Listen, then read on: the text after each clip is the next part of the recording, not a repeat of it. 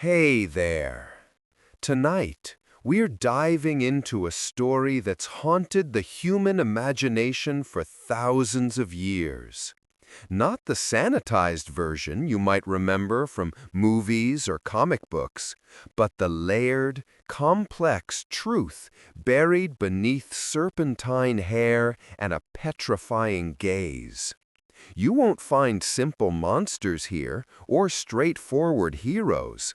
Just a tale built on beauty, violation, transformation, and the cold reality of existing as something the world fears. If these ancient stories help you drift into dreams, you can like and subscribe, but only if they truly bring you peace.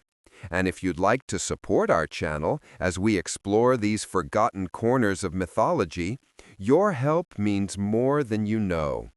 Tell me in the comments where you're listening from tonight, what time it is where you are, and if you still have a little energy left, send it our way. It's strangely comforting to know who else is drifting off to the same ancient rhythms, the same timeless stories that have lulled countless souls to sleep across millennia. So, dim the lights. Let your mind wander back through the ages. Settle in, and let's begin with a woman whose name alone still carries power, still inspires fear, still demands attention. Let's begin with Medusa. The ancient world where gods walked among mortals. To understand Medusa's story, you first need to understand the world she inhabited. Not the world of logic and reason, of science and skepticism, but the ancient Greek cosmos, where every natural phenomenon had a divine explanation, where gods walked among mortals and interfered in their lives with alarming frequency, and where fate was a thread spun by three sisters who answered to no one, not even Zeus himself. This was a world that existed somewhere between the second and first millennia before the Common Era, though the myths themselves are far older than any written record. The stories were passed down through generations by word of mouth, told and retold around fires, at festivals, in the quiet moments before sleep. They weren't mere entertainment, though they entertained. They weren't simple moral lessons, though lessons could be found within them. They were the Greeks' way of making sense of a chaotic, dangerous, beautiful world that seemed determined to remind humanity of its smallness. The Greeks looked at the sea's unpredictable fury and saw Poseidon's temper. They watched lightning tear across the sky and knew Zeus was making his presence known. They felt the earth shake beneath their feet and understood that the gods below were stirring. Every aspect of existence, from the changing seasons to the mysteries of love and death, had a divine hand guiding it, shaping it, sometimes destroying it.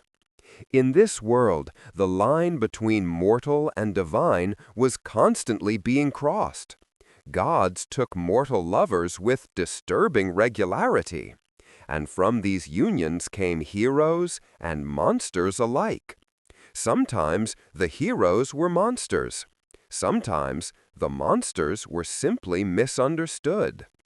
The Greeks understood that the universe was not designed for human comfort, that the gods were powerful but not always good, that justice was a concept that meant different things depending on whether you were divine or mortal, male or victor, victim.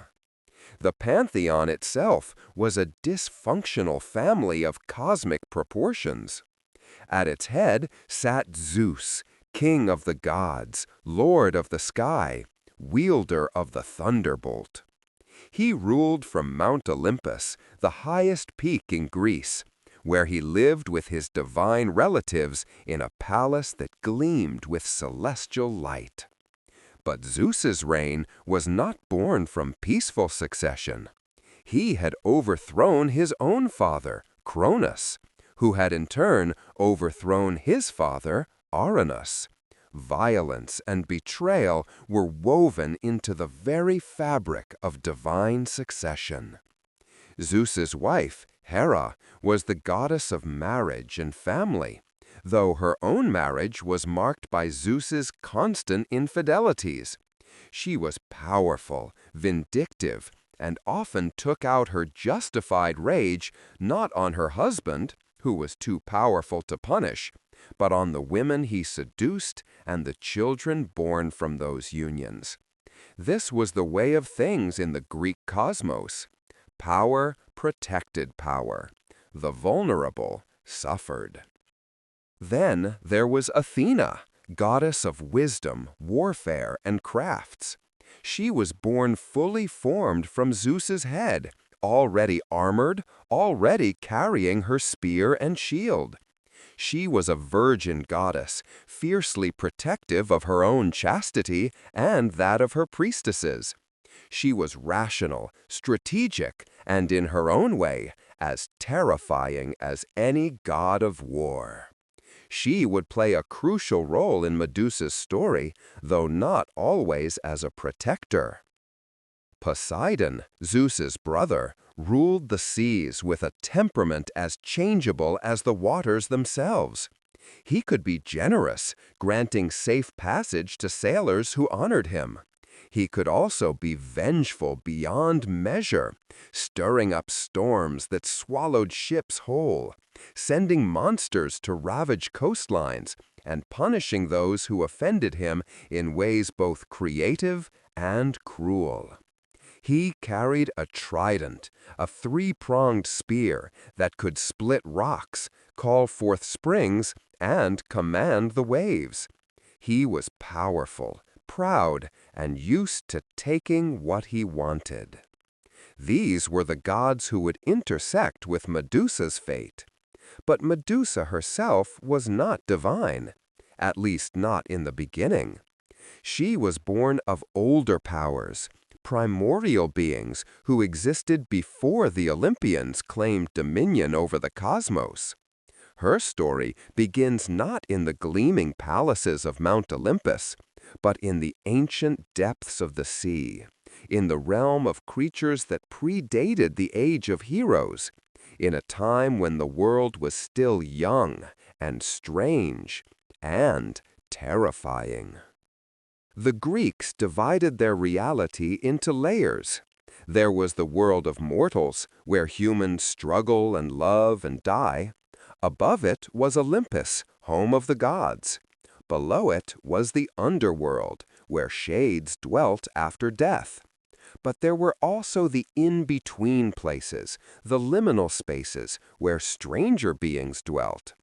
The deep ocean was one such place, home to primordial sea deities who remembered the time before Zeus's reign, who carried in their veins the memory of an older, wilder world. The Greeks divided their reality into layers. There was the world of mortals, where humans struggle and love and die. Above it was Olympus, home of the gods.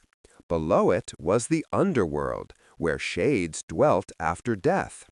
But there were also the in-between places, the liminal spaces, where stranger beings dwelt. The deep ocean was one such place, home to primordial sea deities who remembered the time before Zeus's reign, who carried in their veins the memory of an older, wilder world. It was from these depths, from these ancient powers, that Medusa came. And to understand her fully, we must first meet her family, the monstrous lineage that would define her existence, that would mark her as different, as dangerous, as other.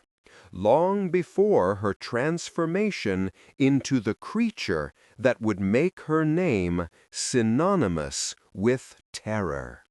The Gorgon sisters, a family of monsters.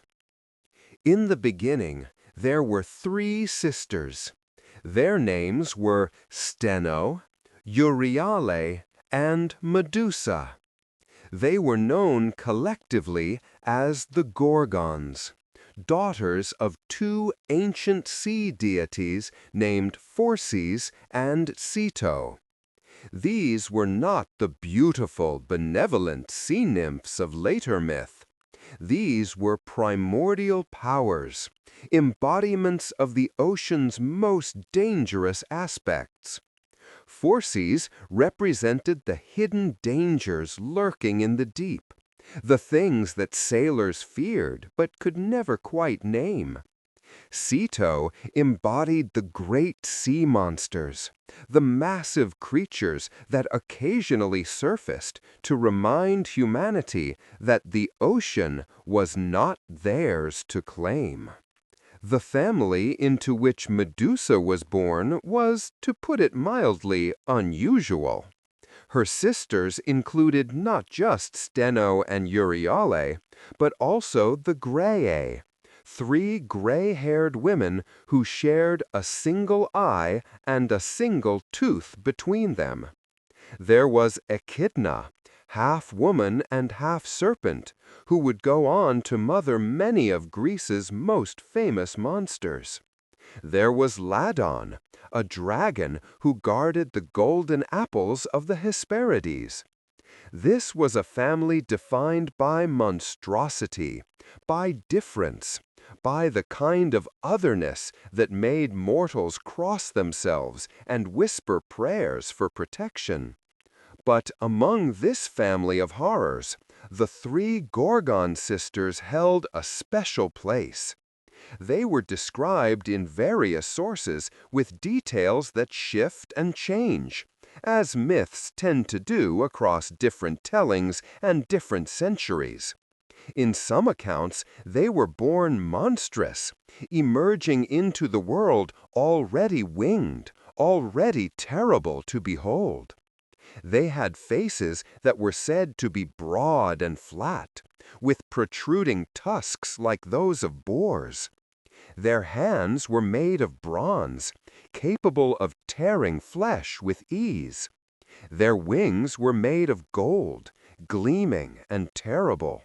And from their heads grew not hair, but living serpents that writhed and hissed with every movement.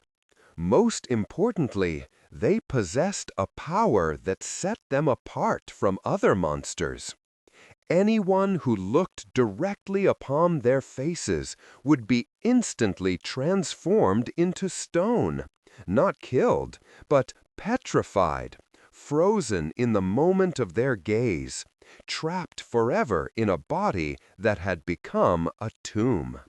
It was a power that made them nearly invincible, that kept them isolated from the world, that marked them as fundamentally incompatible with mortal existence. Of the 3 sisters, Steno and Euryale were immortal. They could not be killed, could not be destroyed. They would exist as long as the world itself endured. But Medusa, the youngest, was different. Medusa was mortal. She alone of the 3 could die. She alone was vulnerable. This detail would prove crucial, would ultimately seal her fate, would make her the target of a hero's quest, while her sisters could only watch and mourn. The Gorgons made their home in a remote location, far from the centers of human civilization. Different sources place them in different regions. Some say they lived beyond the stream of Oceanus, the great river that the Greeks believed encircled the world, at the very edge of existence, where day meets night. Others locate them in Libya, in the far west of the known world, or on an island shrouded in perpetual mist. The exact location mattered less than its essential quality. It was unreachable, isolated, a place where monsters could exist without threatening humanity, a place where humanity would not venture unless driven by desperation or divine command. Around their lair, the landscape told the story of their power. Scattered throughout the area were statues, countless statues, frozen figures of mortals who had ventured too close, who had seen what they should not have seen. Warriors caught mid-charge, their weapons raised, expressions of horror eternally etched on stone faces. Travelers fleeing in the act of fleeing. Animals turned to stone mid-stride. It was a garden of the dead, a monument to the Gorgon's terrible gift, a warning that went unheeded by those brave or foolish enough to seek them out. The Gorgons lived together in their remote cave, surrounded by their stone victims, existing in a kind of suspended isolation. They harmed no one who did not seek them out, threatened no cities, waged no wars. They simply existed, terrible and alone, a reminder that the world contained powers beyond human understanding or control. But there's another version of this story, one that emerged later in the classical period, one that would change everything about how we understand Medusa. This version appears most famously in the work of Ovid, a Roman poet writing at the turn of the 1st century of the Common Era. In his Metamorphoses, a sprawling collection of transformation tales, Ovid tells us something different about Medusa. He tells us she wasn't born a monster at all. According to Ovid, Medusa was once beautiful. Not just beautiful, but extraordinarily so. Men traveled from distant lands just to gaze upon her, to compete for her attention, to hope that she might favor them with a glance. Of all her features, her hair was said to be the most magnificent. Long, lustrous locks that caught the light, that moved like silk, that inspired poets to compose verses in their honor. She was admired, desired, pursued by countless suitors who dreamed of winning her hand. But Medusa had dedicated herself to a different life. She had become a priestess in the temple of Athena, the virgin goddess of wisdom and warfare. As Athena's priestess, Medusa had taken vows of chastity, had pledged herself to a life of service to the goddess, had removed herself from the mortal realm of courtship and marriage. She served in Athena's temple, performing the sacred rites, maintaining the sanctuary's purity, living a life of devotion and restraint. This is where the tragedy truly begins, because being beautiful, being devoted, being blameless, none of it would protect her from the attention of the gods. And the gods, as the Greeks knew all too well, did not always seek consent. They took what they wanted, and the consequences fell on those with less power to resist. The day Medusa's life changed forever started like any other day in Athena's temple. She went about her duties, tending to the sacred flame, preparing offerings, maintaining the space's sanctity. The temple was a place of order, of civilization, of everything Athena represented. Its columns rose toward the heavens. Its marble floors gleamed white and pure. And within its walls, Medusa felt safe, protected. She was under the goddess's care, after all. What harm could come to her here? Poseidon, god of the seas, had noticed Medusa. The accounts vary on what happened next, and the variations matter. In some tellings, Poseidon seduced her, implying some degree of consent, some mutual desire. But in other versions, particularly in more careful readings of the ancient sources, the language is clearer. Poseidon did not seduce. He raped. He violated. He forced himself upon her in the most sacred space imaginable, within the very temple of Athena, defiling both Medusa and the goddess's sanctuary in a single act of violence. Think about that for a moment. A young woman devoted to her goddess, serving faithfully in a sacred space, violated by one of the most powerful beings in existence. She had no way to fight back, no way to resist. What could a mortal do against a god? Nothing. She could only endure, survive, and hope that it would end. When Athena discovered what had happened in her temple, she was enraged. Her sanctuary had been desecrated, her sacred space violated.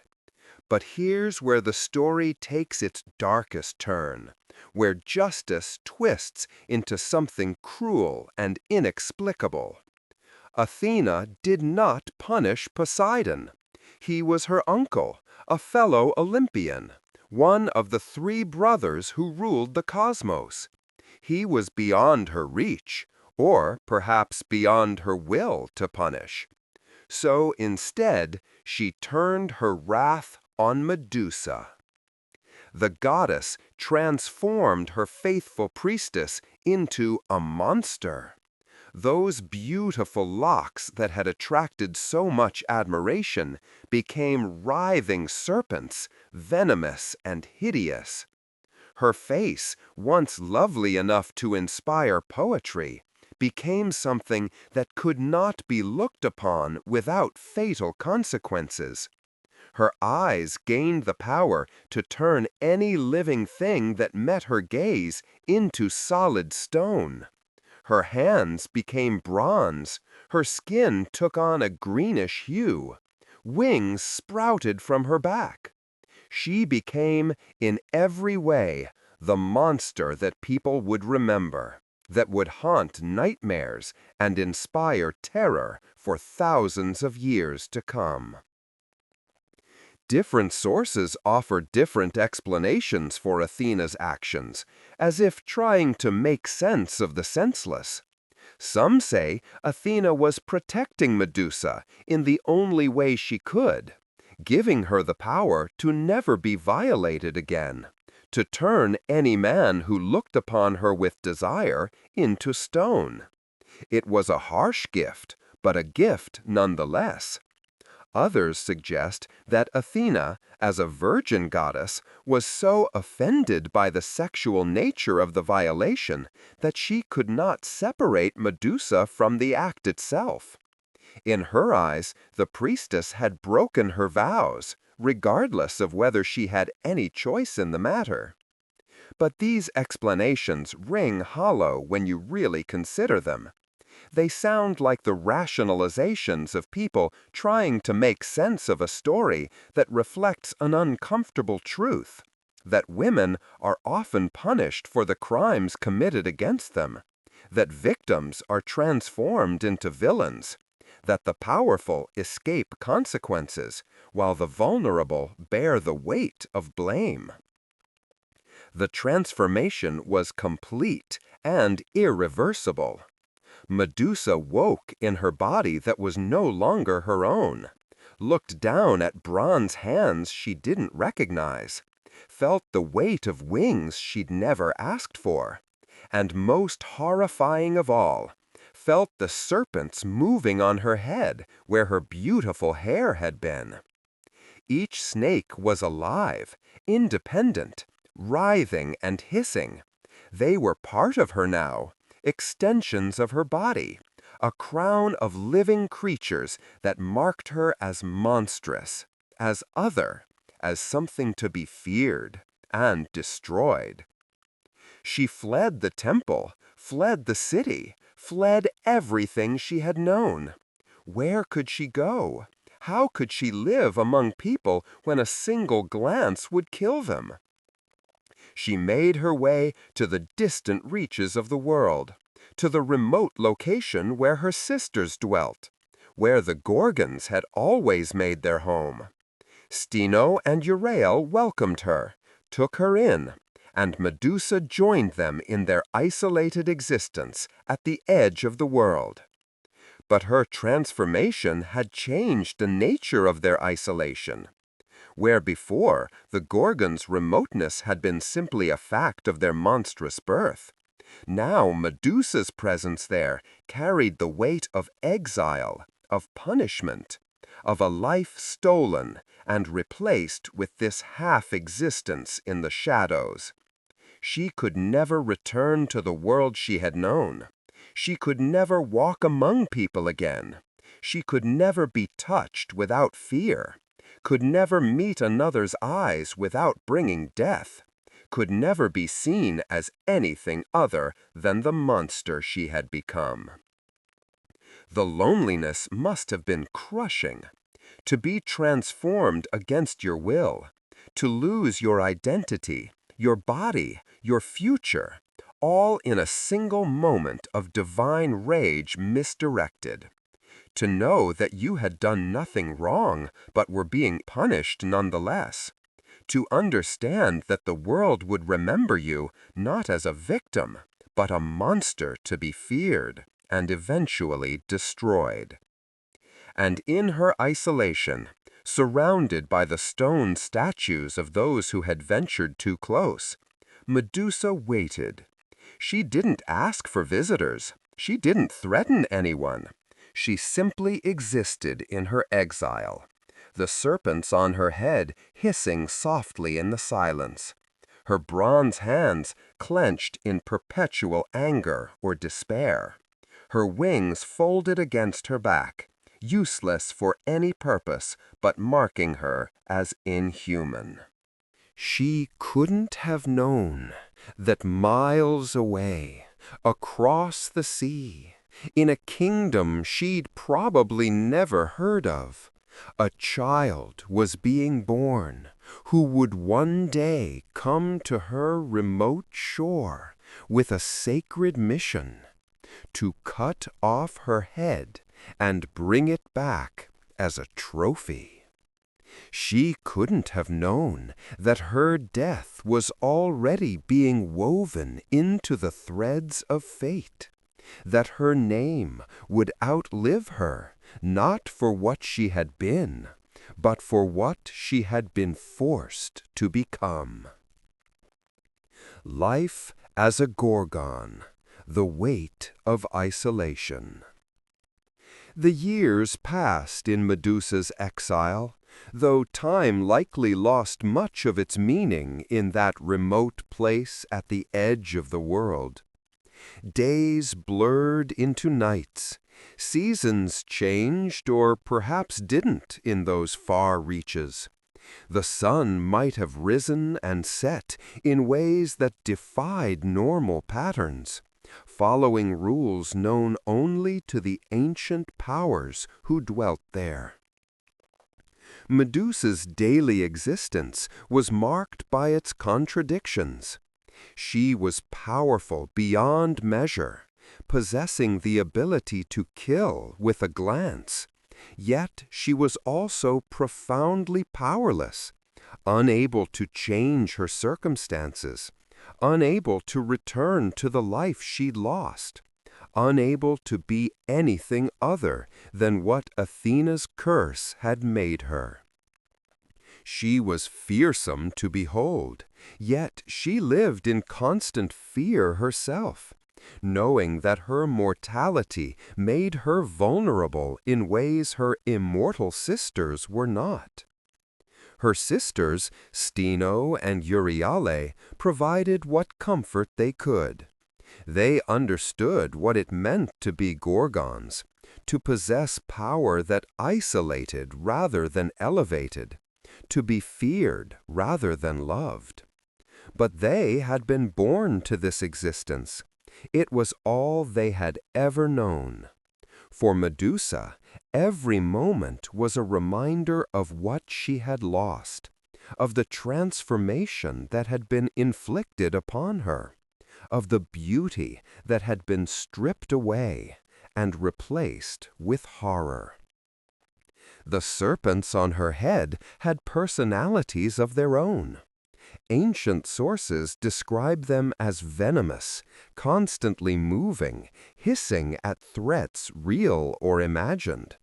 They were extensions of Medusa's body, but also somehow separate, a constant reminder that she was no longer fully herself. Did she feel their movements? Did their hissing echo in her mind?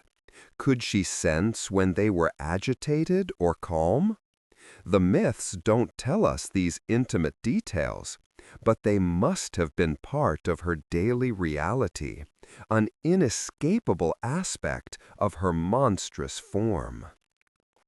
The petrifying gaze was perhaps the cruelest aspect of her curse.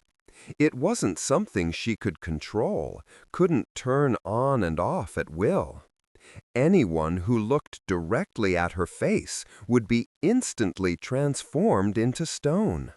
This meant she could never have a normal interaction with anyone, could never meet someone's eyes in conversation, could never look at her own reflection without using highly polished surfaces that wouldn't trigger the curse.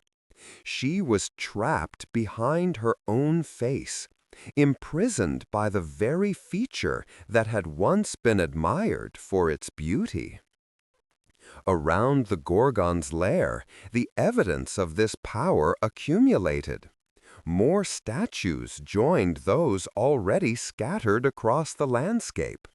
Some were adventurers who had come seeking glory, thinking to make a name for themselves by defeating one of the Gorgons.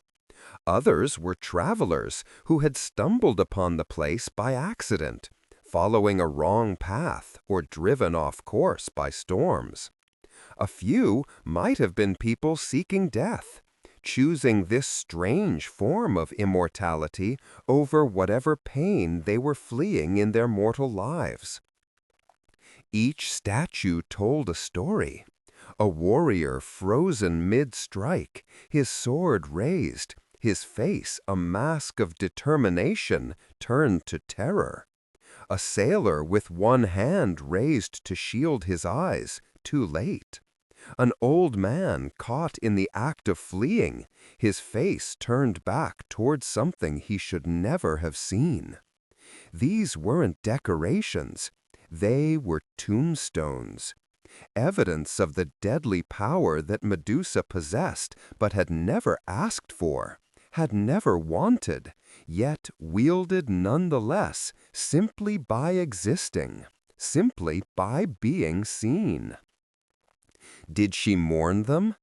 Did she feel guilt for deaths that were technically her doing but not her choice? Or had she, over time, grown numb to the sight of stone figures in her midst? The myths give us no insight into Medusa's inner life, no glimpse of what she thought or felt during her years of exile. We can only imagine the psychological toll of such an existence. There's a special kind of loneliness in being unable to be truly seen, in knowing that your very face brings death. Medusa could never have a conversation where someone looked her in the eyes, could never receive the comfort of a genuine human connection. Even her sisters, who presumably could look at her without turning to stone, were immortal beings who had been born as monsters. They couldn't fully understand what it meant to have been human once, to have lost that humanity not through choice, but through violation and punishment. Some nights, perhaps, Medusa would fly, those golden wings carrying her away from the cave, away from the stone garden of her victims, out over the dark waters that surrounded her prison. From high above, she might have looked down at the distant lights of human settlements, watched the tiny figures moving about, living and loving and laughing in ways she could never do again. She was both incredibly powerful and utterly powerless, both fearsome and vulnerable, both monster and victim. The isolation was compounded by the knowledge that she was mortal. Steno and Euryale would exist forever, but Medusa knew she would one day die.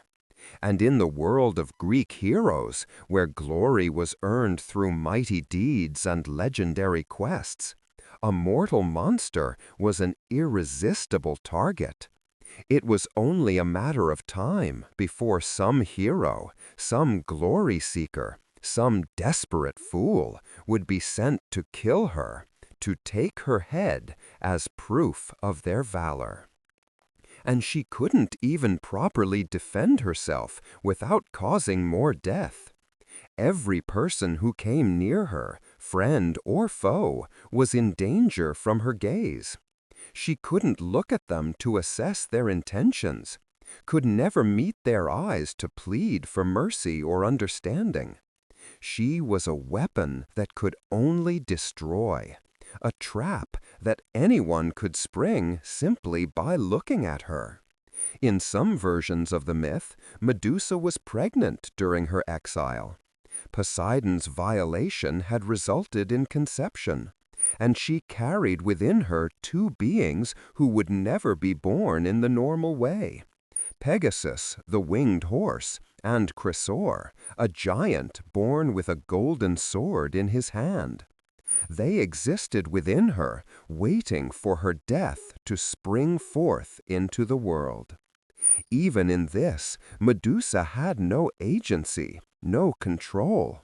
Her body had been taken from her, transformed, violated, and made to carry the offspring of her rapist, beings she could never properly birth, never properly parent, who would only emerge when she was killed. The years stretched on in this way, marked by silence and stone and the constant hissing of serpents. Medusa existed in a state of suspended tragedy.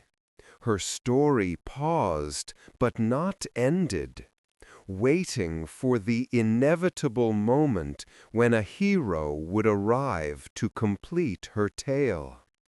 She was powerful and powerless, monstrous and human, perpetrator and victim, all at once. She was the Gorgon, the monster, the thing that children would one day be told about in warnings and bedtime stories designed to frighten. But she had also been a woman named Medusa, who had served faithfully in a temple and been punished for being beautiful, for being noticed, for existing in a body that attracted the wrong attention from a god who took what he wanted without asking. That woman still existed somewhere inside the monster, trapped just as surely as the stone victims were trapped, frozen not in stone, but in a form she had never chosen, living a life she had never wanted, waiting for an ending she couldn't prevent. Perseus, the birth of a hero. While Medusa lived her cursed existence at the edge of the world, far away in the kingdom of Argos, another story was beginning. This one started, as so many Greek myths do, with a prophecy, a king's fear, and the gods' insatiable appetites. King Acrisius of Argos had a daughter named Danae. She was beautiful, as princesses in myths tend to be, but Acrisius treasured her for a different reason entirely. Or rather, he feared her. An oracle, one of those riddling prophets who spoke the gods' truths in frustrating half-statements, had delivered a prophecy that chilled the king's blood. He would one day be killed by his daughter's son. Not by his daughter herself, but by her offspring, by a grandson not yet conceived. Acrisius, like many men faced with prophecies they don't like, decided to take matters into his own hands. He would simply prevent the prophecy from coming true. If Danae never had a child, then he would never have a grandson to kill him. It was simple logic, or so he thought. He had a chamber built, or in some versions, a tower, made of bronze, with no doors and only a single small opening at the top for light and air. Then he locked his daughter inside. Danae found herself imprisoned, not for any crime she had committed, not for any failing or fault, but simply because of what she might do, because of her potential to produce the agent of her father's prophesied death. She was collateral damage in a man's attempt to cheat fate, confined to a bronze cell where she would live out her days in isolation, prevented from ever meeting a man, from ever falling in love, from ever bearing children. But Acrisius, in his paranoid attempt to control the future, had failed to account for the most important variable. Zeus himself, king of the gods, had noticed the beautiful princess locked away in her bronze prison. And Zeus, like many of the gods, rarely encountered an obstacle that he couldn't overcome, or a woman he desired that he didn't pursue, regardless of circumstances or consent. Zeus could take any form he wished. He had appeared to Europa as a bull, to Leda as a swan, to countless other mortals in shapes both animal and human. For Danae, he chose something different, something that could penetrate even a sealed bronze chamber. He transformed himself into a shower of golden rain, and fell through the small opening in the tower's roof, flowing down into the chamber where Danae was imprisoned. And in this form, he impregnated her. The myths don't dwell on Danae's feelings about this encounter. Was she awed by the divine visitation? Was she terrified? Did she have any say in the matter? Greek mythology rarely concerns itself with such questions when it comes to the gods' sexual conquests. What matters in the narrative is that Danae conceived, that Zeus's divine seed took root, and that months later, alone in her bronze prison, she gave birth to a son. She named him Perseus. For a time, Danae managed to keep the baby secret, hiding his cries, nursing him in silence, living in constant fear that her father would discover what had happened. But eventually, inevitably, Acrisius learned the truth. His daughter had borne a son, despite all his precautions. The prophecy was already in motion, its wheels turning toward his foretold death. Acrisius found himself in a terrible position. If he killed his daughter and grandson outright, he would invite the gods' wrath, particularly Zeus's, and the king of the gods was not known for his mercy toward those who harmed his children. But if he let them live, then one day, according to the oracle, his grandson would kill him. He chose what he saw as a middle path, a solution that would both rid him of the threat and avoid direct divine retribution. He had a large wooden chest constructed, placed Danae and the infant Perseus inside, and had it sealed shut. Then he had it thrown into the sea. He was leaving their fates to the gods and the waves. If they died, drowned or starved or lost at sea, it would be the sea's doing, not his. If they lived, well, they would at least be far from Argos, far from him, and perhaps far enough to prevent the prophecy from coming true. The chest bobbed in the waves, carrying its precious cargo across the dark waters. Inside, Danae held her infant son close, whispering prayers to Zeus, to Poseidon, to any god who might be listening. She had lost everything already: her freedom, her home, her father's love. All she had left was Perseus, and she was determined to keep him alive, somehow, against all odds. The gods were listening, or perhaps it was simply luck, the random chance that governs so much of human existence. The chest washed ashore on the island of Seriphos, one of the Cladic islands in the Aegean Sea. A fisherman named Dictys, out early to check his nets, discovered the chest on the beach, heard the sounds coming from within, and opened it to find a terrified woman and her infant son.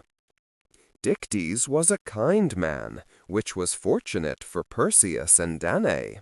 He took them in, gave them shelter, helped Danae raise her son. The island became their home, and for a time life was almost good. Perseus grew up strong and healthy, trained in the arts of fishing and navigation, learned the skills of survival. He didn't know the full truth of his birth, didn't understand that he was the son of Zeus, didn't realize that prophecy and destiny were already drawing a target on his back. But peace, in Greek mythology, is always temporary. Dictys had a brother named Polydectes, who ruled the island as its king. And Polydectes, in the way of many powerful men in these stories, desired Danae. He wanted her as his wife, wanted to possess her beauty, wanted to claim her. But there was an obstacle. Her son, Perseus, now grown to young manhood, protective of his mother, suspicious of the king's intentions. Polydectes needed to remove Perseus from the picture, but he couldn't simply kill the young man who was popular among the islanders and, though Polydectes might not have known it, divinely protected. So he devised a scheme. He announced that he was to marry, but not to Danae.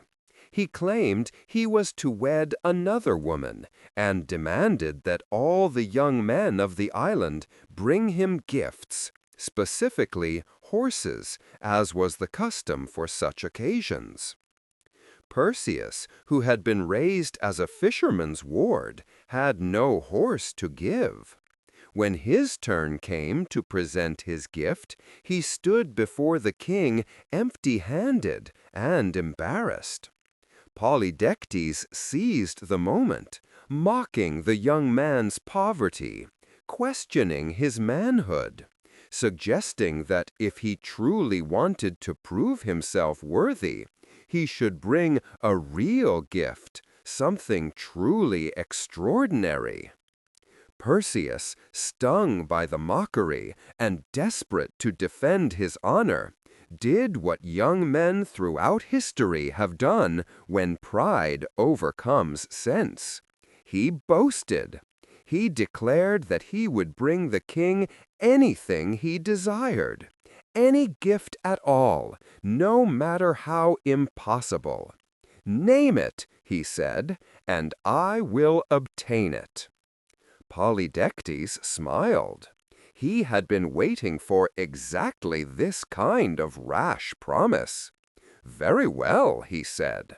"Bring me the head of Medusa, the Gorgon. Bring me that, and all will be forgiven. I will acknowledge your worth." The court fell silent. Everyone knew what the king had just done. He had sent Perseus on an impossible quest, a suicide mission. The Gorgons were legendary, terrifying, unreachable. Men who sought them out didn't return. They became stone, additions to the Gorgon's garden of statues.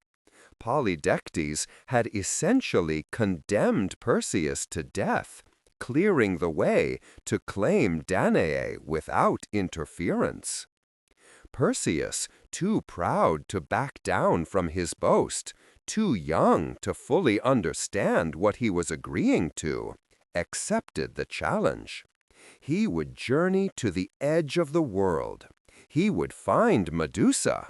He would take her head and bring it back to prove himself.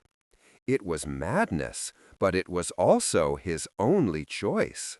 His honor was at stake. His mother's safety was at stake. He had no way to know that the gods were watching, that his divine father was preparing to intervene, that he wouldn't have to face the Gorgon alone. And so Perseus's journey began, the quest that would end with Medusa's death, with a monster slain and a hero made, with a young man's boast fulfilled at the cost of a cursed woman's life. The threads of fate were pulling tight, drawing Perseus and Medusa toward each other across the miles, toward a confrontation that one would not survive. The quest begins. Divine assistance. Perseus set out from Seriphos with nothing but his courage, his pride, and a growing sense of dread.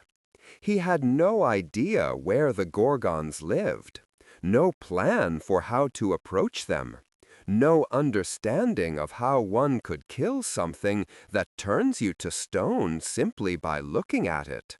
He was, by any reasonable measure, doomed. But Perseus was the son of Zeus, and the gods, despite their many flaws, did tend to favor their children. As he wandered, uncertain and increasingly desperate, two divine figures appeared before him. The first was Athena, goddess of wisdom and warfare, her gray eyes assessing him with that penetrating gaze that seemed to see through mortal pretense to the core of a person's being. The second was Hermes, the swift messenger god, recognizable by his winged sandals and the caduceus staff he carried, a golden rod with two serpents entwined around it. Both gods had their own reasons for helping Perseus. Athena bore a grudge against Medusa, seeing in her a reminder of the desecration of her temple, conveniently ignoring or choosing to overlook that Medusa had been the victim, not the perpetrator of that desecration. Hermes, meanwhile, was simply doing what he often did, facilitating the affairs of gods and heroes, delivering messages, providing assistance where Zeus or the other Olympians decreed it necessary. The gods told Perseus that he would need special equipment to have any hope of succeeding. Medusa's gaze was too dangerous to face directly. Her head, even after death, would retain its petrifying power and would need to be contained. The journey to find her would be long and treacherous. He would need divine assistance, magical items, the kinds of tools that only the gods could provide. But they couldn't simply give him everything he needed. This was a quest after all, and quests had rules, traditions, requirements. Perseus would first need to find the Graeae, the Grey Sisters, Medusa's siblings, who shared a single eye and tooth between the three of them. Only they knew the exact location of the Gorgon's lair and the location of certain nymphs who guarded the magical items Perseus would need. Athena gave Perseus his first divine gift, her shield, polished to a mirror brightness. She explained that he must never look directly at Medusa, that he should only view her through the shield's reflection. It was a clever solution, a way to see without being seen, to face the Gorgon without triggering her curse. The shield was lightweight, despite being made of bronze, perfectly balanced, and its surface was so highly polished that it could reflect images as clearly as any mirror. Hermes provided guidance and a promise of further assistance. He told Perseus where to find the Graeae, in a gray land perpetually shrouded in twilight, where day never fully dawned and night never completely fell. It was a fitting home for three sisters who had been born gray, who had never known youth, who existed in a state of perpetual old age. And so Perseus journeyed to this strange place, this land of eternal dusk. When he found the Graeae, he watched them from hiding, studying their peculiar nature. The three sisters, Io, Pemphredo, and Dino, sat together, ancient and withered, passing their single eye between them. One would remove it from her empty socket, hand it to her sister, who would insert it into her own socket, gaining briefly the gift of sight, before passing it along to the third. The same process repeated with their single tooth, necessary for eating. Perseus waited for his moment. When the eye was being passed from one sister to another, when it was briefly held in a gnarled hand, traveling between sockets, he darted forward and snatched it. The Graeae shrieked in confusion and rage, suddenly blind, all three of them reaching out into the darkness, demanding to know who had stolen their eye. Perseus held the eye up, out of their reach, and made his bargain. He would return their eye, he promised, but only if they told him what he needed to know. Where were the Gorgons? Where could he find the nymphs who held the magical items he required? At first, the Graeae refused, loyal to their monstrous siblings, unwilling to betray their sister's location. But blindness is a terrible thing to endure, even briefly. Eventually, they relented, giving Perseus the information he sought. Some versions say he returned their eye as promised. Others suggest he threw it into a nearby lake, leaving them blind forever, though this seems unnecessarily cruel for a supposed hero. Armed with the Graeae's information, Perseus journeyed to find the nymphs. In some versions, these are the Hesperides, nymphs who guarded the golden apples at the western edge of the world. In other versions, they're simply called the Stygian nymphs, or the nymphs of the north. Regardless of their exact identity, they were guardians of 3 crucial magical items that had been entrusted to their care. The nymphs, perhaps taking pity on the young hero, perhaps following the will of Zeus, provided Perseus with what he needed. First, they gave him Hades' helm of darkness, also called the cap of invisibility. When worn, this helmet made the wearer completely invisible, allowing them to move unseen by any being, mortal or immortal.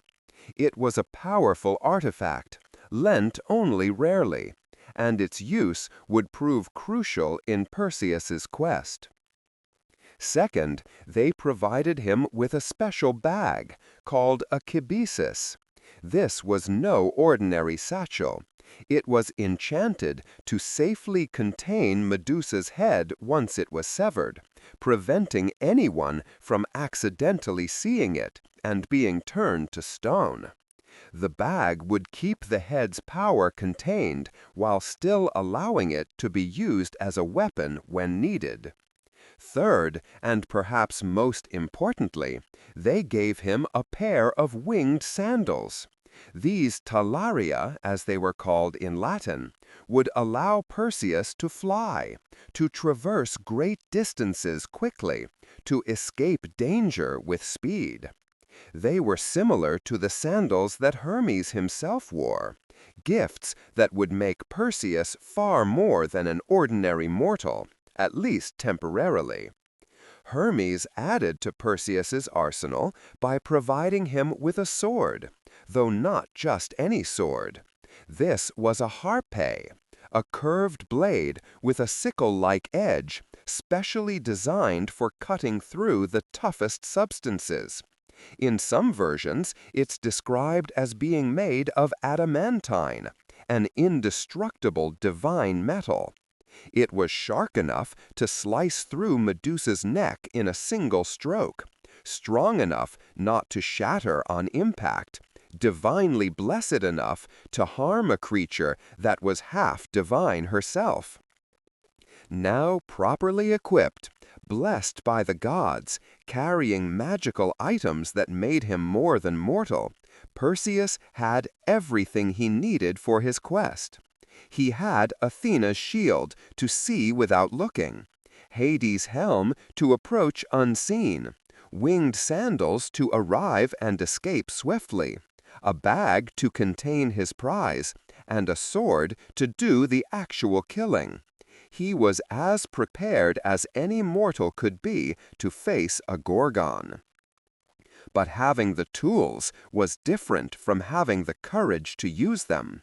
Perseus stood at the threshold of his quest, understanding that ahead of him lay a journey to the edge of the world, a confrontation with a creature whose very gaze brought death, and a task that many before him had attempted, and none had survived.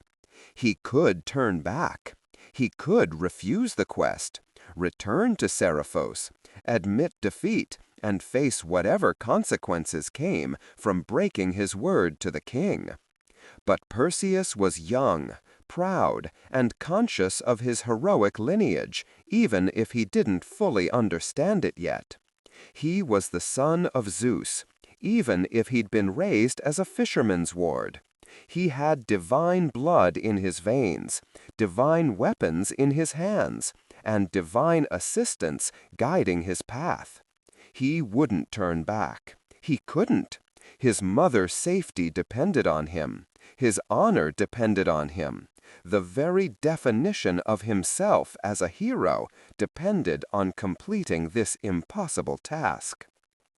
And so, with the winged sandals on his feet, the helm of invisibility ready to be worn, the special bag slung over his shoulder, the harpe in his hand, and Athena's polished shield strapped to his arm, Perseus took to the sky. He flew west, toward the setting sun, toward the edge of the world, toward the land where monsters dwelt, toward a cave at the earth's rim where three sisters lived in isolation, where stone statues dotted the landscape like tombstones, where a woman who had once been beautiful now existed as a monster waiting for the death that Perseus was coming to deliver. The journey to the Gorgon's lair was long and strange, taking Perseus through landscapes that seemed to exist outside of normal geography, through regions where the rules of the mortal world began to blur and fade. The winged sandals carried him swiftly, but even with divine speed, the journey required days, perhaps weeks. Time itself seemed to behave differently as he traveled toward the edge of the world. He flew over dark seas where no ship sailed, where the water was so deep that its color shifted from blue to black, where creatures moved in the depths that were too large and too ancient to have names. He passed over coastlines that no human cartographer had ever mapped, lands where strange peoples lived in ways that would seem alien to the Greeks. The world was vast, far vaster than most mortals ever realized. Spending their entire lives in a single city or island, never venturing beyond familiar shores. As he traveled, Perseus had time to think, to consider what he was about to do. He was going to kill something, someone, a being that had once been human, if the stories were true. Did Medusa deserve death? Had she chosen to become a monster? From what he'd heard in whispered tales, she had been cursed, transformed against her will. She hadn't sought out victims. People came to her, seeking glory or stumbling into her realm by accident. Was killing her justice or simply another victimization? But these thoughts couldn't change his course. He had made his promise. His mother's safety hung in the balance. King Polydectes would claim Danae the moment Perseus was confirmed dead or was gone long enough to be presumed dead. There was no alternative. The quest had to be completed. Medusa had to die, regardless of whether she deserved her fate, regardless of the tragedy that had created her. The landscape below began to change as Perseus approached his destination. The lands grew more desolate, more barren. No trees grew, no grass covered the ground. The rock was gray and lifeless, as if even vegetation understood that this was not a place for living things. The air itself seemed thicker, harder to breathe, though Perseus, flying high on divine sandals, was partially protected from its worst effects. And then he saw them, the statues. At first, they were sparse, scattered across the landscape like strange rock formations. But as he drew closer to the Gorgon's lair, they became more numerous, more densely packed. Warriors in full armor, their weapons raised, frozen in the act of charging. Travelers caught mid-stride, one hand raised to shield their eyes. Animals turned to stone, birds frozen mid-flight, their wings spread but still. Even a ship, or what remained of one, its crew transformed into stone sailors manning stone oars, the whole vessel run aground and slowly being covered by sand. Each statue told a story of someone who had come to this place, who had seen what they shouldn't have seen, who had been instantly petrified by the Gorgon's gaze. Perseus felt a chill run through him despite the warm afternoon. Any one of these statues could have been him. One wrong move, one accidental glimpse, and he would join this garden of stone. Another failed hero, another lesson to those who thought they could triumph where so many others had fallen. He landed some distance from the cave that he could see in the distance, a dark opening in a cliff face, surrounded by even more statues than the rest of the landscape. This was it. This was the Gorgon's home. Perseus took a deep breath, checked his equipment one more time. The shield was polished and ready. The harp was sharp and secure in his grip. The kibisis was open and ready to receive its grim prize. The helm of darkness was in his hand, ready to be worn. Athena's voice came to him then, though whether it was a memory of her instructions or the goddess actually speaking to him in that moment, he couldn't be sure. "Look only at the reflection," she had said.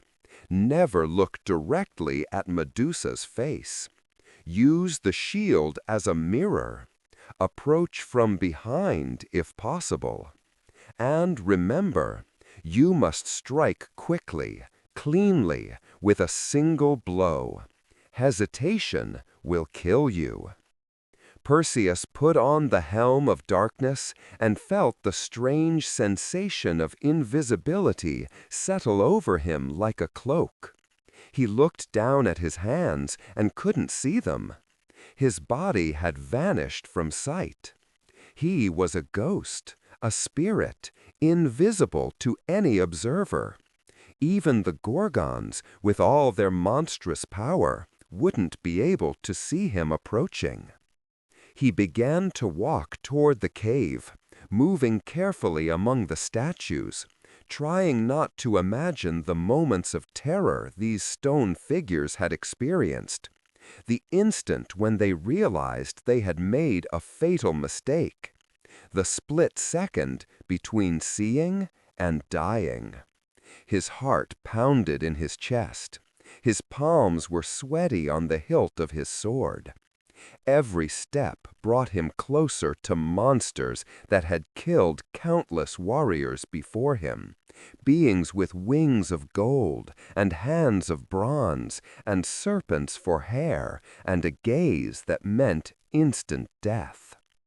The mouth of the cave loomed before him, a dark opening in the gray rock. Perseus paused at the threshold, listening.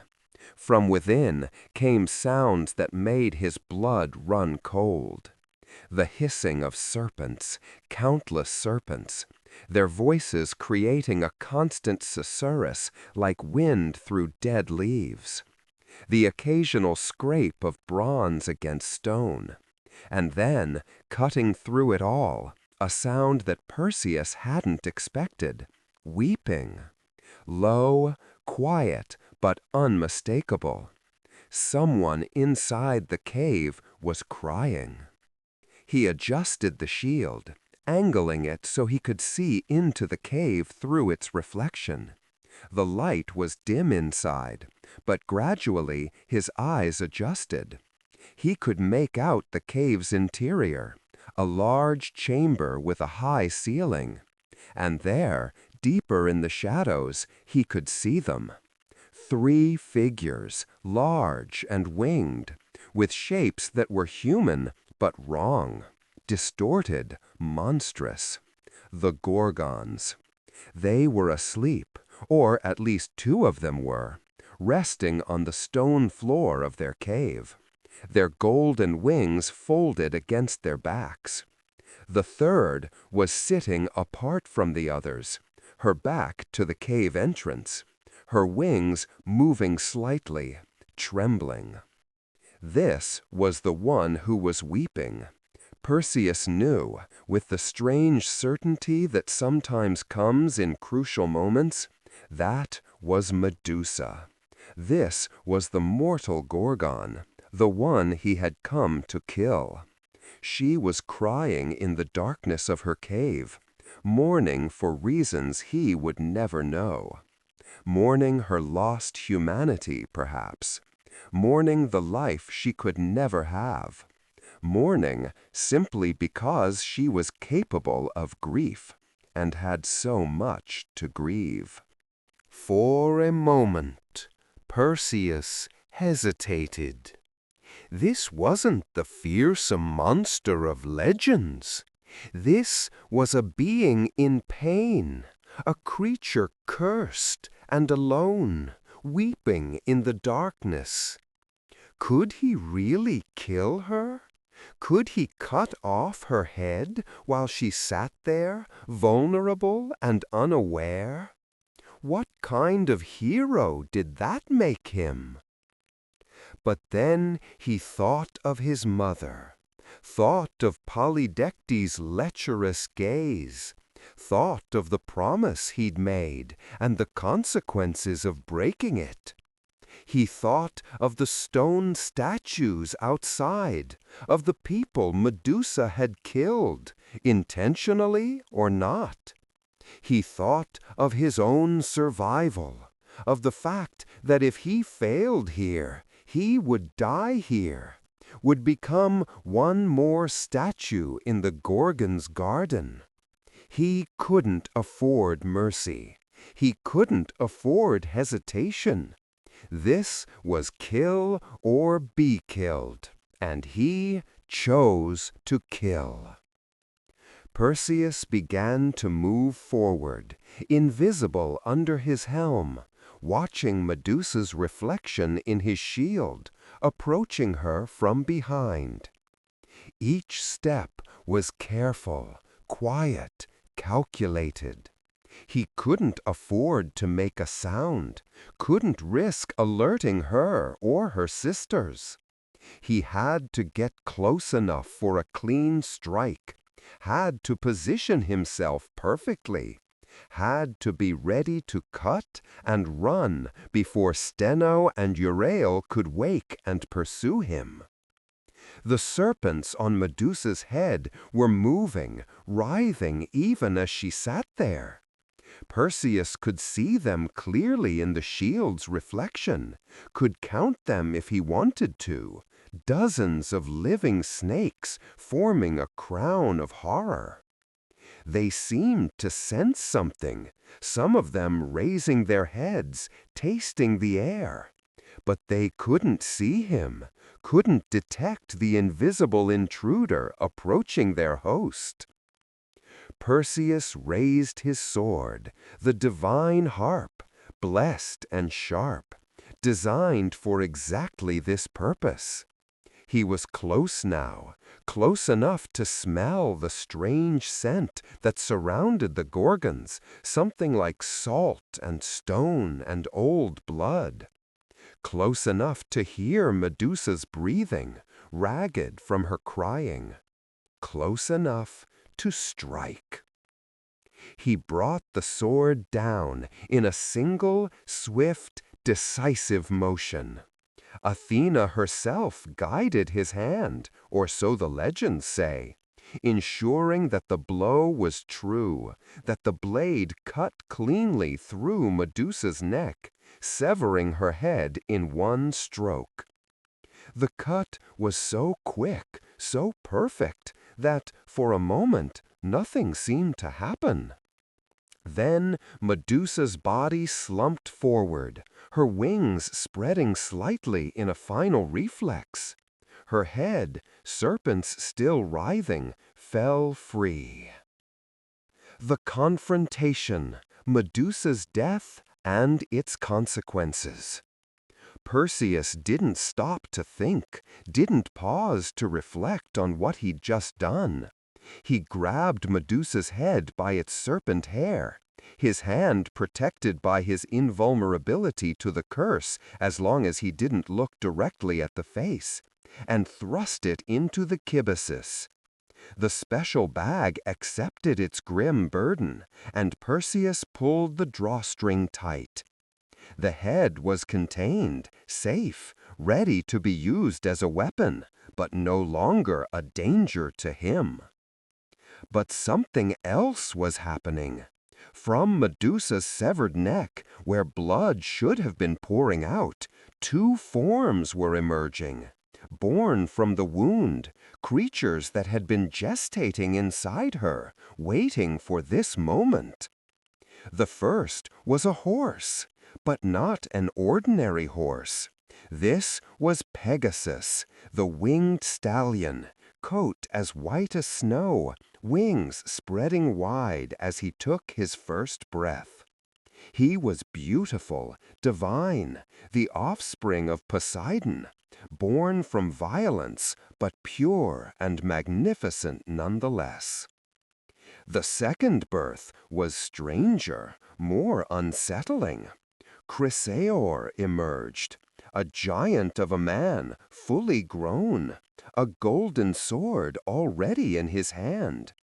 His name meant Golden Sword, and he would go on to father more monsters, to continue the cycle of monstrous births that characterized Medusa's lineage. But in that moment, he and Pegasus simply existed, newborn from death, children who would never know their mother except as the corpse from which they sprang. The emergence of these two beings took only seconds, but it was enough to wake the other Gorgons. Steno and Euryale rose with terrible speed, their golden wings unfurling, their bronze hands reaching out, their faces turning toward where their sister's body lay.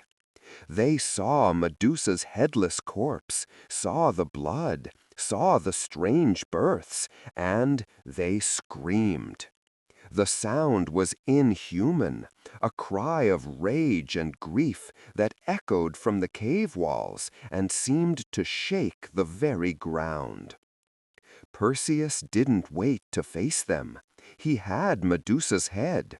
His mission was complete. Survival is now the priority.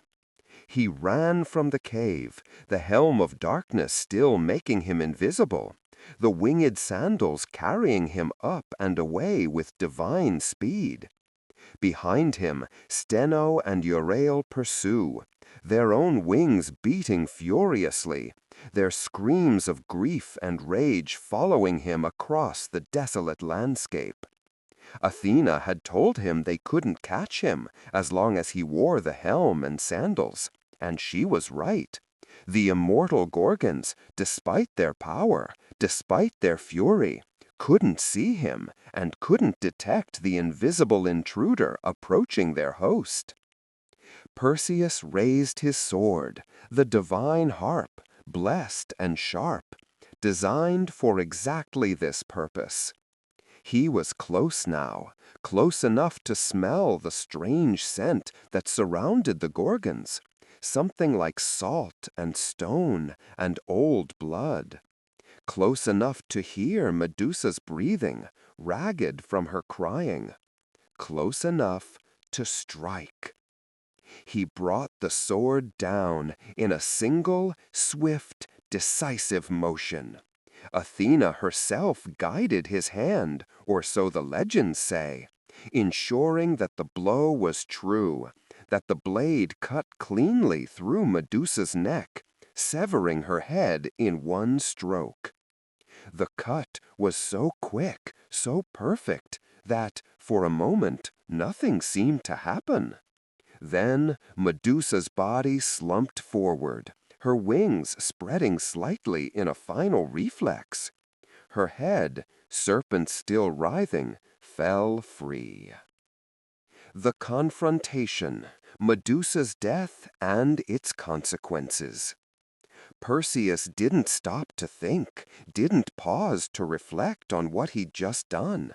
He grabbed Medusa's head by its serpent hair, his hand protected by his invulnerability to the curse as long as he didn't look directly at the face, and thrust it into the kibisis. The special bag accepted its grim burden, and Perseus pulled the drawstring tight. The head was contained, safe, ready to be used as a weapon, but no longer a danger to him. But something else was happening.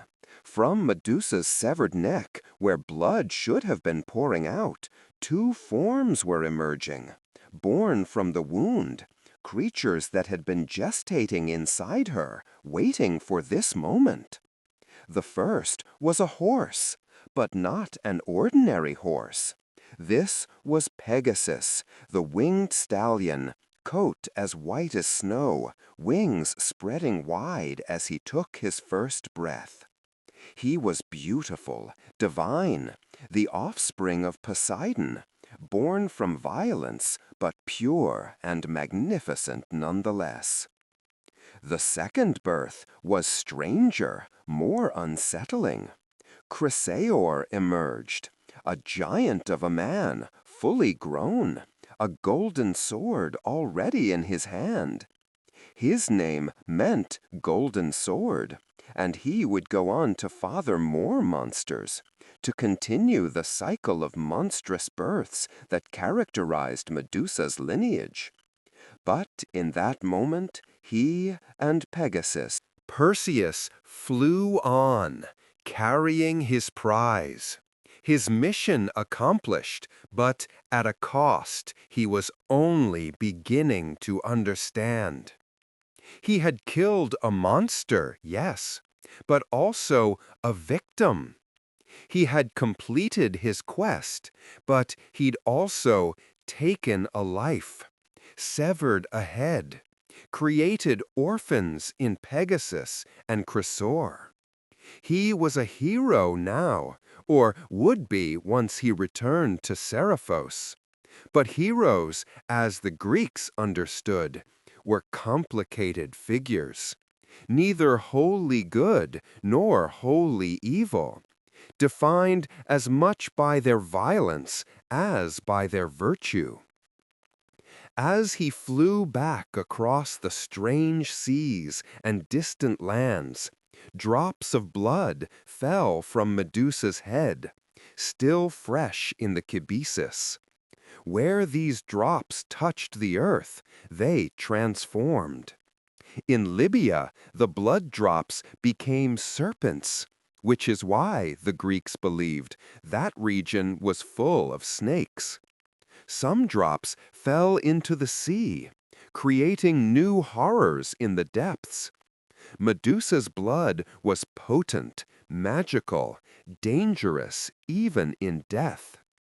Athena would later collect some of this blood, giving it to Asclepius, the god of medicine, who would use it both to heal and to harm. For Medusa's blood had a dual nature, one side capable of resurrection, the other of death. Perseus's journey home was interrupted by several adventures. Flying over the coast of Ethiopia, he saw a woman chained to a rock at the water's edge, waves crashing around her. This was Andromeda, daughter of King Cepheus and Queen Cassiopeia, left as a sacrifice to a sea monster as punishment for her mother's boastful pride. Cassiopeia had claimed her daughter was more beautiful than the sea nymphs, the Nereids, and they had complained to Poseidon, who had sent a monster to ravage the coast. An oracle had declared that only by sacrificing Andromeda could the kingdom be saved. Perseus, seeing the beautiful princess in distress, decided to intervene. He flew down, spoke with Andromeda, learned her story, and offered to save her in exchange for her hand in marriage. The desperate parents agreed, and when the sea monster emerged from the depths, Perseus pulled Medusa's head from the bag and showed it to the creature. The monster looked upon the Gorgon's face and was instantly turned to stone, sinking beneath the waves, transformed into a reef that would remain there for centuries. Perseus freed Andromeda, but the happy ending was complicated by the fact that she had been betrothed to another man, her uncle Phineus. At the wedding feast, Phineus arrived with armed men, demanding that the betrothal be honored, that Andromeda be returned to him. A fight broke out, and Perseus, outnumbered, once again used Medusa's head as a weapon. He pulled it from the bag and showed it to Phineus and his supporters. They all turned to stone, frozen in the act of attacking, permanent guests at a wedding feast they would never finish. These incidents demonstrated the terrible power of Medusa's head. Even in death, she remained dangerous, remained capable of turning living things to stone with a glance. Perseus had gained a weapon of incredible power, but also a burden, a responsibility to use it carefully, to keep it secured, to ensure it didn't accidentally petrify innocence. Finally, Perseus returned to Seriphos with Andromeda at his side, and Medusa's head in the cabesus. He had been gone for so long that many had presumed him dead. Polydectes had moved forward with his plans, pressuring Danae to marry him, making her life miserable. When Perseus arrived and announced his return, the king was shocked and disbelieving. "You couldn't possibly have succeeded," Polydectes said. "Show me proof." Perseus obliged. He pulled out Medusa's head one final time and showed it to Polydectes and all his supporters who had doubted him, who had hoped he would die, who had tried to claim his mother in his absence. They all turned to stone instantly, becoming statues in the palace hall, permanent testament to Perseus's success and their own treachery. These incidents demonstrated the terrible power of Medusa's head. Even in death, she remained dangerous, remained capable of turning living things to stone with a glance. Perseus had gained a weapon of incredible power, but also a burden, a responsibility to use it carefully, to keep it secured, to ensure it didn't accidentally petrify innocence. Finally, Perseus returned to Seriphos with Andromeda at his side and Medusa's head in the cabesus. He had been gone for so long that many had presumed him dead.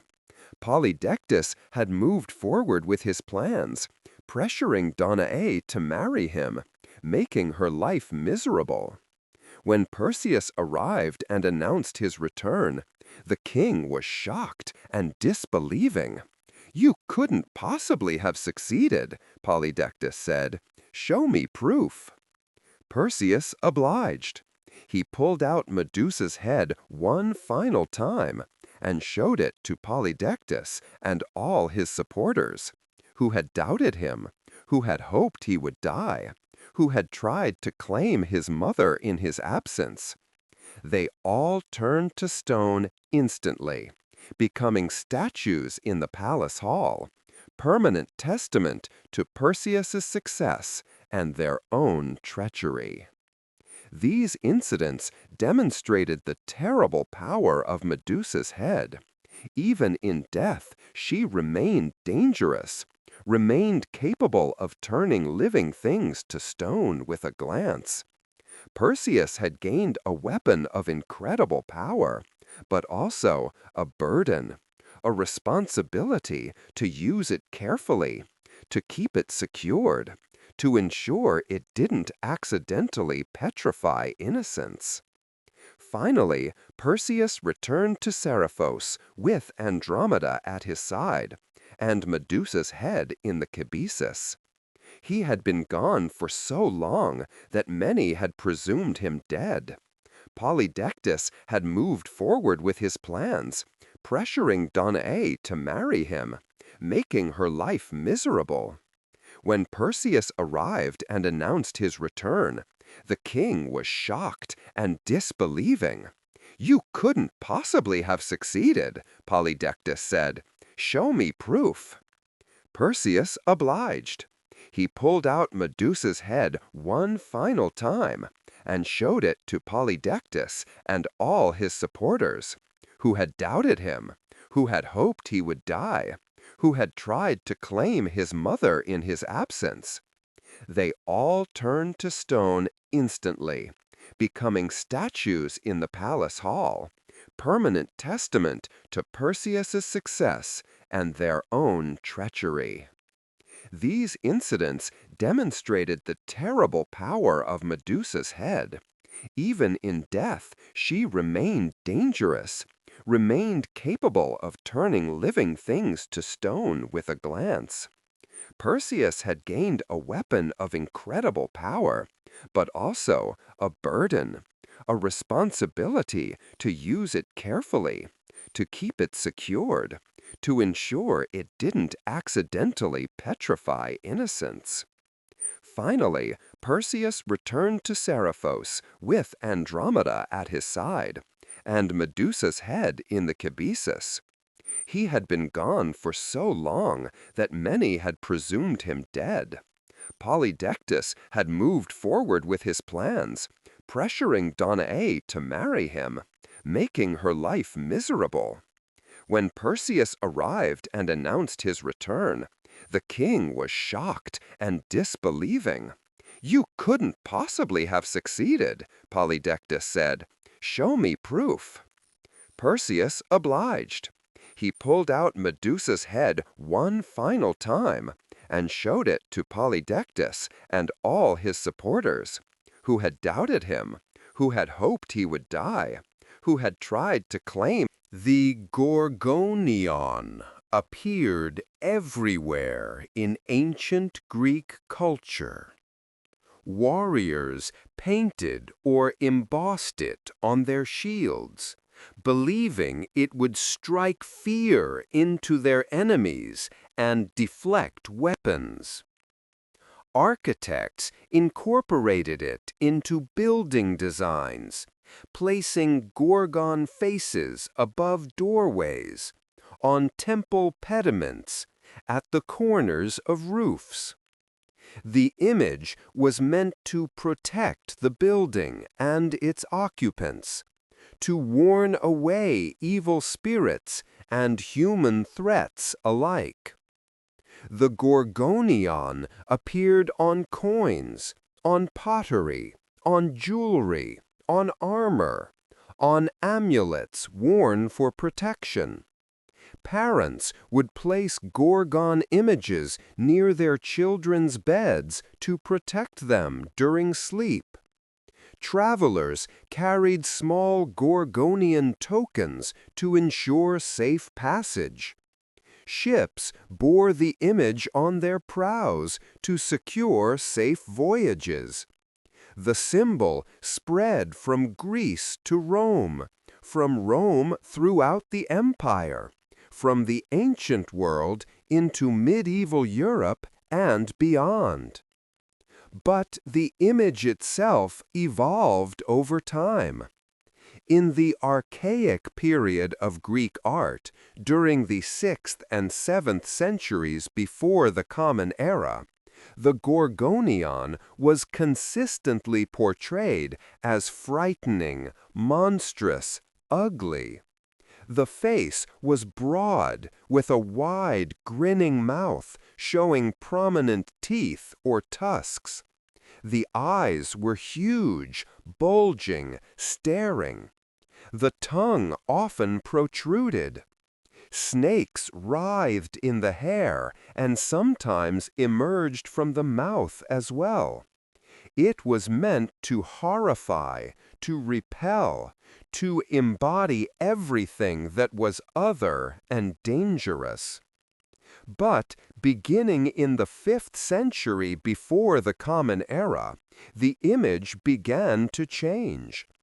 Artists started depicting Medusa not as ugly, but as beautiful, as a young woman with regular features, with the snakes as her only monstrous attribute. This shift reflected the version of the myth that Ovid would later record in detail, the story of Medusa as a beautiful maiden transformed into a monster. It also reflected changing Greek attitudes about beauty, about femininity, about the nature of monstrosity itself. The beautiful Gorgon was in some ways more disturbing than the ugly one. There was something unsettling about the combination of beauty and death, about a face that was pleasant to look upon but would kill you for looking. It suggested that danger could be attractive, that threats could come wrapped in appealing packages, that one couldn't judge safety by appearances alone. This duality, this combination of beauty and horror, attraction and repulsion, has been part of Medusa's image ever since. Even in death, even as a symbol used for protection, she retained her complexity, her refusal to be reduced to a simple meaning. The story of Medusa also connected to other aspects of Greek culture and religion. Her blood, as mentioned, had magical properties. Some drops could kill, while others could heal or even bring the dead back to life. Asclepius, the god of medicine, used Medusa's blood in his practice, and it was said that his ability to resurrect the dead came from this source.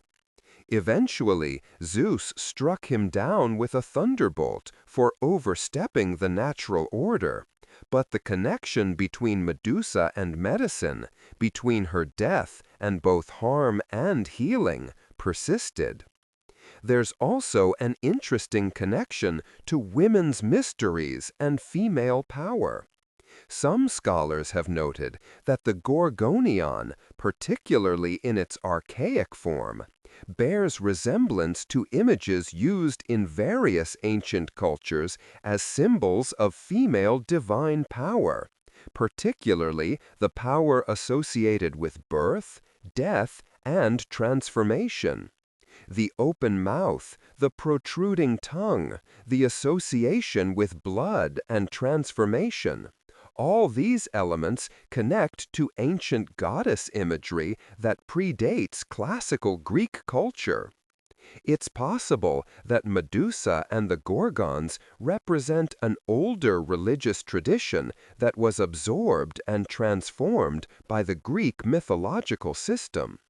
The Gorgons' parentage connects them to primordial sea deities, to powers that existed before the Olympian gods claimed dominance. Their location at the edge of the world, their connection to transformation and death, their role as guardians of boundaries, all these suggest that they might have once been more than just monsters in a hero's tale. Some scholars have even suggested that Medusa might have originally been a goddess herself, a powerful female deity who was demoted to monster status as patriarchal Greek culture evolved. The story of her transformation from beautiful maiden to monster could be read as a mythological encoding of this religious shift, a narrative that justified the diminishment of older female divine powers. But whether or not this interpretation is accurate, what's clear is that Medusa's image and story resonated deeply with the Greeks and has continued to resonate throughout history. She appeared in Roman art and literature, often even more prominently than in Greek sources. She showed up in medieval manuscripts, on Renaissance paintings, in Baroque sculptures. Each era reinterpreted her, found new meanings in her story, used her image for its own purposes. In the Renaissance, Medusa's severed head became a popular subject for artists exploring themes of beauty and horror, life and death. Caravaggio painted a famous Medusa, showing her face at the moment of death, snakes writhing, expression frozen in shock and agony. Benvenuto Cellini created a bronze sculpture of Perseus holding Medusa's head, the hero triumphant, the monster defeated. Though even in defeat, Medusa's face draws the eye, demands attention, refuses to be merely a prop in Perseus's story. Through all these iterations, through thousands of years and countless artistic and literary interpretations, Medusa has remained a figure of fascination. Her story has been told and retold. Her image has been created and recreated. And each generation has found something in her tale that speaks to their own concerns, their own fears, their understanding of power and gender and monstrosity itself. Modern interpretations. Medusa as feminist icon. The reinterpretation began in earnest in the 1970s, during the second wave of feminism. Women activists and scholars looking for symbols of female rage and resistance found Medusa's story resonating in powerful ways. Here was a woman who had been violated, who had been punished for that violation, who had been transformed into something feared and hated, who had been killed by a hero who was celebrated for killing her. It was, they recognized, a story that was still playing out in contemporary culture, still happening to women who dared to be powerful, to be angry, to refuse to accept their victimization quietly. One of the most influential pieces of feminist Medusa interpretation is Hélène Cixous's essay, The Laugh of the Medusa, published in 1975. In this text, Cixous reclaims Medusa as a symbol of female creativity and power. You only have to look at the Medusa straight on to see her, Sixos writes. And she's not deadly. She's beautiful, and she's laughing. For Sixos, the story of Medusa being deadly to look upon is a lie, told by patriarchal culture to prevent women from recognizing their own power, from seeing themselves clearly, from understanding their capability for resistance and creation. Sixos argues that men have used the Medusa myth to frighten women away from their own strength, to convince them that female power is monstrous, that anger is ugly, that to be seen as forceful or aggressive is to be transformed into something horrible. But Sixos insists that this is propaganda, not truth. When women actually look at female power directly, when they claim their rage and their strength, they don't find something monstrous. They find something beautiful, something worth celebrating, something to laugh about. This interpretation has been enormously influential. Medusa has since been adopted as a symbol by women's groups, by survivors of sexual assault, by anyone resisting patriarchal violence and oppression. Her image has appeared on feminist publications, on protest signs, on jewelry and clothing meant to express solidarity and strength. The woman who was once a symbol of something to be feared has become a symbol of women refusing to be afraid, refusing to be silent, refusing to accept the roles that culture tries to force upon them. The fashion house Versace has famously used a Medusa head as its logo, though the company's interpretation focuses more on Medusa's beauty and power to captivate than on the feminist readings of her story. Still, the choice of Medusa as a symbol for a fashion brand speaks to her enduring power as an image, her ability to represent both attraction and danger, beauty and strength. Modern retellings of the myth have also shifted their focus, often centering Medusa's perspective rather than Perseus's. Novels like Stoneblind by Natalie Haynes and Medusa's Sisters by Lauren J.A. Baer tell the story from the Gorgon's point of view, exploring what it meant for Medusa to be transformed, to live in exile, to be hunted and killed. These retellings emphasize her agency where possible, her suffering where it cannot be avoided, and the injustice of a story that celebrates her killer as a hero.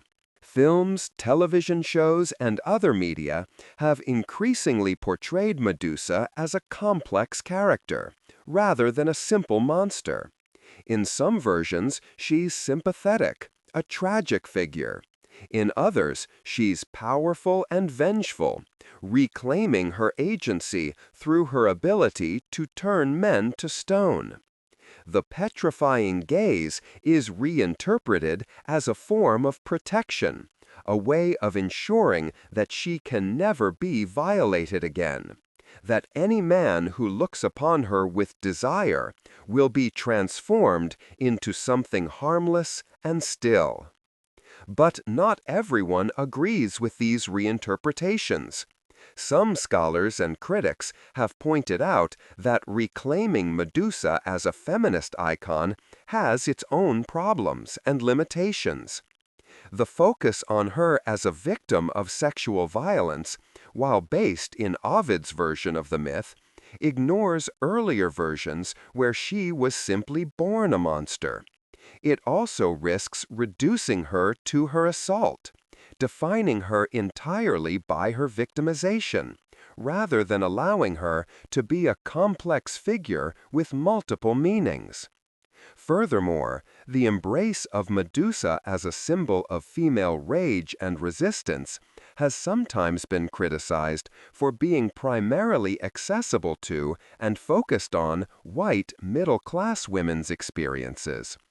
The universalization of Medusa's story can erase the specific contexts of violence and oppression that different women face, can assume that all women relate to the myth in the same way, can ignore how race, class, sexuality, and other factors shape both experiences of violence and possibilities for resistance. There's also the question of what it means to reclaim a figure who, even in feminist reinterpretations, is defined primarily through her relationship to male violence, both the violence done to her and the violence she can inflict in return. Is this really empowerment? Or is it still allowing patriarchal violence to define the terms of women's existence, their stories, their symbols? These are complex questions without easy answers, and the debates around them are ongoing. What's clear is that Medusa's story continues to generate passionate responses, continues to be reinterpreted and reimagined, continues to feel relevant thousands of years after it was first told. Whether she's seen as a monster, a victim, a symbol of resistance, or all of these at once, she refuses to be forgotten, refuses to be reduced to a simple meaning. In contemporary popular culture, Medusa appears regularly in movies, television shows, video games, and books. Sometimes she's a villain, sometimes an anti-hero, sometimes a tragic figure. She appears in the Percy Jackson series as a monster to be defeated, though even there, her backstory as a victim is acknowledged. She shows up in video games like Assassin's Creed as both a threat and a symbol. She's referenced in songs, in poetry, in visual art, always recognizable, always carrying the weight of her complex mythology. Artists continue to create new Medusa images, some frightening, some beautiful, some deliberately combining both qualities.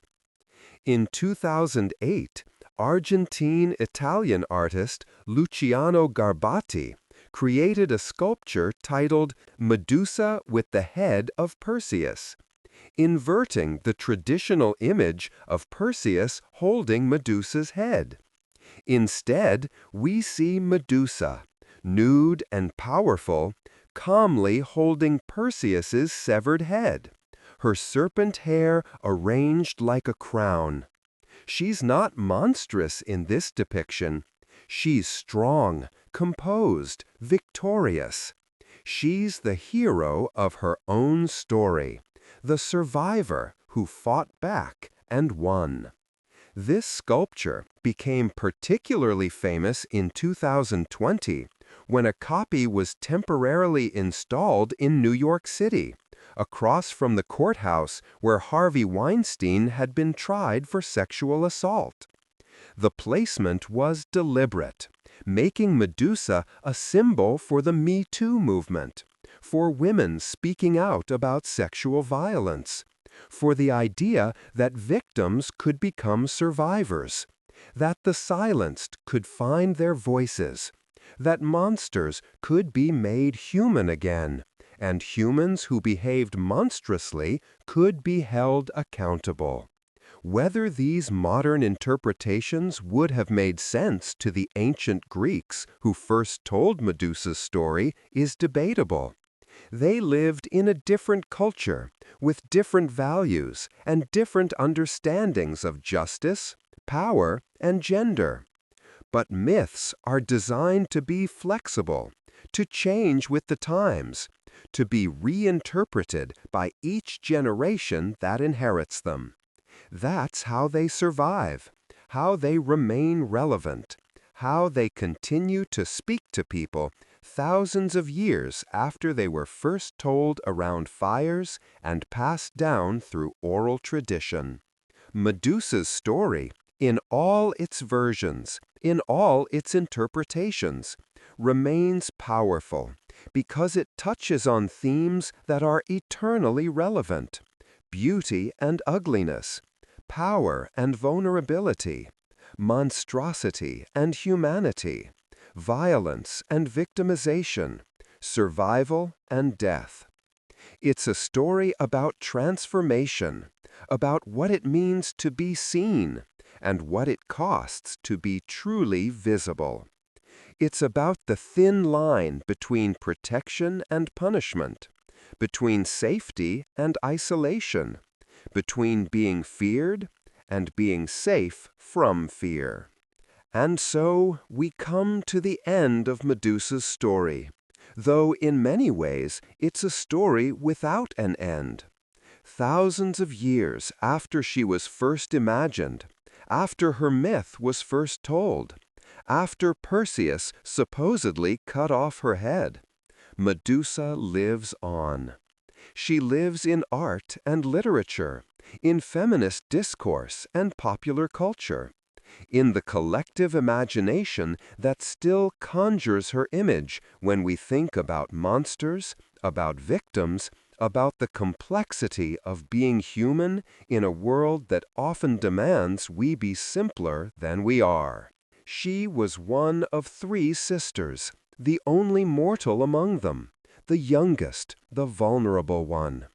She was born into a family of monsters, or she was born beautiful and transformed into a monster, depending on which version of the story you follow. She was violated by a god and punished by a goddess, or she was simply created monstrous from the beginning. She lived in isolation at the edge of the world, surrounded by the stone evidence of her deadly power, or perhaps by the stone evidence of others' deadly curiosity. She wept in her cave, or she raged, or she simply existed, waiting for the end that she knew must eventually come. When Perseus arrived, guided by gods, equipped with divine weapons, invisible under the helm of darkness, she never had a chance. He cut off her head while she sat vulnerable, and from her severed neck sprang 2 beings she'd carried inside her, children born from death, creatures that would never know their mother except as the corpse they'd emerged from. Her head was given to Athena, placed on the goddess's shield, used as protection, as a weapon, as a symbol. Her blood fell to the earth and created serpents. Her image spread across the ancient world, adorned shields and temples and homes, frightened children and comforted adults. In death, she became more famous than she'd ever been in life. Her story was told and retold, changed and adapted, interpreted and reinterpreted. She was a monster, a victim, a symbol, a warning, an inspiration, a cautionary tale, an icon. She was everything and nothing, meaningful and meaningless, depending on who was telling her story and why. And perhaps that's fitting. Perhaps it's appropriate that a figure who was transformed against her will, who was made into something she never chose to be, continues to be transformed by those who tell her story, continues to mean different things to different people, continues to refuse to stay fixed in a single interpretation. Perhaps the only way to honor someone whose identity was stolen is to allow their memory to be fluid, to acknowledge that we're all constantly interpreting, constantly creating meaning, constantly telling stories that say as much about us as they do about their subjects. If you've stayed with me through this entire journey, through the ancient world of gods and monsters, through transformations and quests and deaths and legacies, then I hope you found what you were looking for. Whether it's the calm that comes from a long story told in quiet tones, whether it's the satisfaction of understanding a myth more fully, whether it's simply the comfort of spending time thinking about ancient stories that have outlived their tellers by millennia, I hope it's helped you in some way. These old stories, these myths that have survived thousands of years, they've done so for a reason. They touch something fundamental in the human experience, something that transcends the specific culture that created them, something that speaks across time and geography to remind us that the questions we struggle with, the fears we face, the injustices we witness, none of them are new. People have always grappled with power and powerlessness, with beauty and monstrosity, with violence and its consequences. And they've always told stories to try to make sense of it all, to process the difficult parts of existence, to pass down wisdom and warnings to future generations. Medusa's story is tragic, but it's also powerful. It's about loss, but it's also about endurance. Her image has survived, her name has survived, her story has survived, changing as it's passed down, but never disappearing, never being forgotten. And in that survival, there's something worth noting, something worth respecting. She may have been killed in her myth, but in memory, in culture, in the collective human imagination, she's achieved a kind of immortality that her immortal sisters never did. So if you came here to fall asleep to stories of ancient Greece, I hope you're feeling drowsy now, ready to drift off into dreams, where maybe, just maybe, you'll see Medusa not as the monster of legend, but as the complex figure she's always been, both terrible and tragic, both powerful and powerless, both memorable and misunderstood. And if you're still awake, if you've made it all the way to the end, then thank you for spending this time with me, exploring these ancient stories, thinking about their meanings, considering their relevance.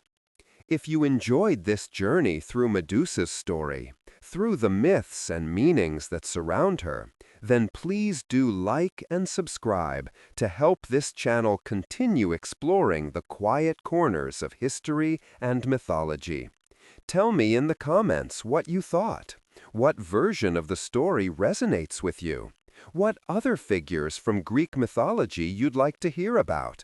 Your support and engagement help keep these long-form, detailed explorations possible. Until next time, sleep well, dream deeply, and remember that even the monsters in our stories were once something else. That transformation is a constant in both myth and life, and that the stories we tell about the past say as much about our present as they do about ancient times. Good night.